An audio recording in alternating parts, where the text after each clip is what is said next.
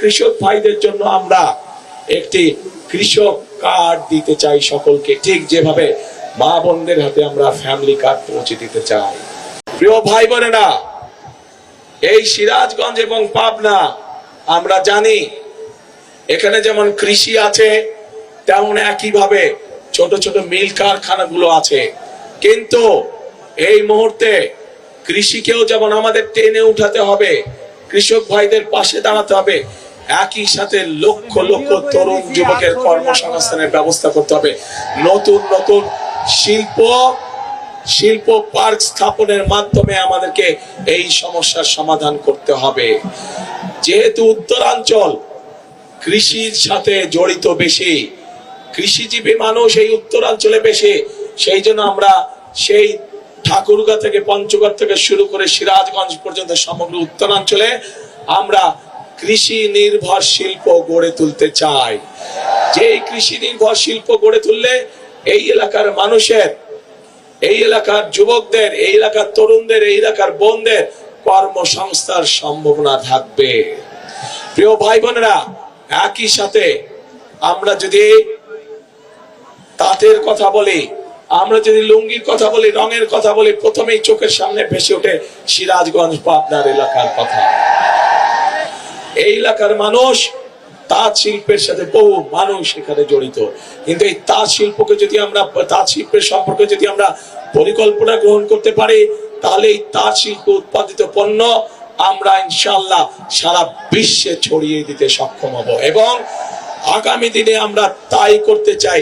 সিরাজগঞ্জ পাবনায় উৎপাদিত তাঁত পণ্য আমরা সমগ্র বিশ্বে আমরা রফতানি করতে চাই।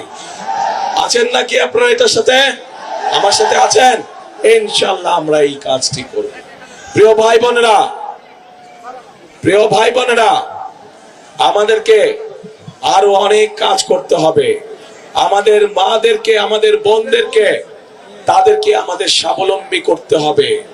আমাদের দেশনেত্রী খালেদা জিয়ার সময় আপনাদের নিশ্চয়ই মনে আছে যে এই এলাকার সহ সারা বাংলাদেশে নারীদের শিক্ষা ব্যবস্থার জন্য উনি একটি পদক্ষেপ গ্রহণ করেছিলেন, এবং তারপরে ক্লাস 1 থেকে ক্লাস 12 পর্যন্ত মেয়েদের শিক্ষা ব্যবস্থা ফ্রি হয়ে গিয়েছে, যার সুবিধা আজও লক্ষ কোটি মেয়েরা পাচ্ছে। সুবিধা পাচ্ছে না?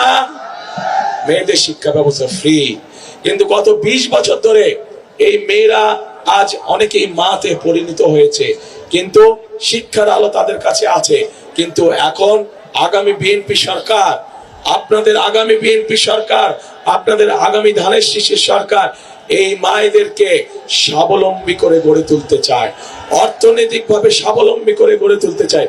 এবং এই জন্যই আমরা বাংলাদেশের প্রত্যেকটি মায়ের কাছে আমরা ফ্যামিলি কার্ড পৌঁছে দিতে চাই। যেই ফ্যামিলি কার্ডের মাধ্যমে ধীরে ধীরে আমরা মাদেরকে, গৃহিণীদেরকে আমরা পর্যায়ক্রমিক ভাবে অর্থনৈতিকভাবে স্বাবলম্বী করে গড়ে তুলব ইনশাআল্লাহ।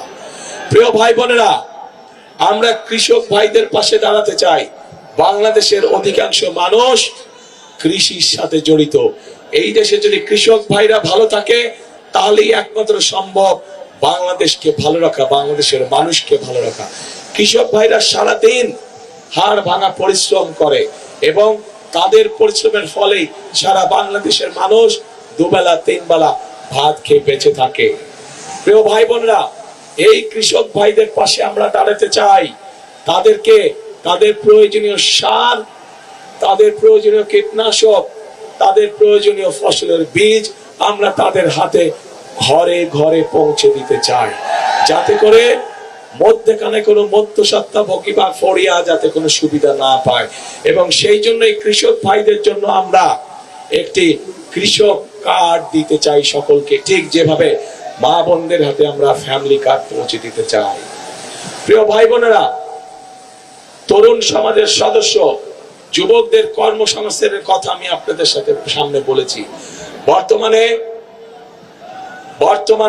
তরুণ সমাজের, যুব সমাজের বহু সদস্য আছে যারা আইটিতে কাজ করে। এই সিরাজগঞ্জ শহরেই আছে, এই পাবনা শহরেই আছে।